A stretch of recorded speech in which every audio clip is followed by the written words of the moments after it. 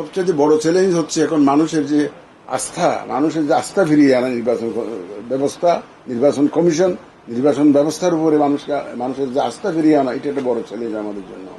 সবচেয়ে বড় চ্যালেঞ্জ এটা। কিন্তু 2 নম্বর চ্যালেঞ্জ হচ্ছে ভোটারদেরকে ভোট কেন্দ্রমুখী করা।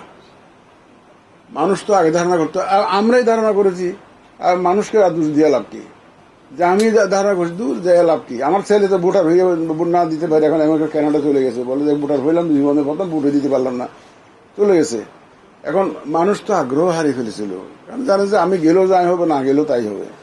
সুতরাং মানুষ তো আগ্রহ, এই যে মানুষের যে আস্থা ফিরিয়ে আনা ইলেকট্রাল সিস্টেমের প্রতি, আমাদের এই যে ভোট ব্যবস্থার প্রতি যে আগ্রহ ফিরিয়ে আনা, এটা একটা one of the biggest challenges. ও মানুষকে ভোটের কেন্দ্রে নিয়ে আসা, এটাও একটা ধরনের চ্যালেঞ্জ। এই যে বিশেষ করে মহিলাদের, গ্রামাঞ্চলে মহিলাদেরকে ভোটের কেন্দ্রে নিয়ে আসা। স্থানীয় সরকার নির্বাচনে চেয়ারম্যান মেম্বাররা থাকে নিজেরা পয়সা টয়সা খরচ করে, বিভিন্ন চেষ্টা তদবির করে মোটামুটি একটা উপস্থিতি নিশ্চিত করে, কিন্তু ন্যাশনাল ইলেকশনে তো ওইভাবে ইফেক্টিভলি মোবিলাইজ করার লোক পাওয়া যায় না। এই জন্য এই ভোটারকে কেন্দ্রে নিয়ে আসা, এটা একটা বড় চ্যালেঞ্জ।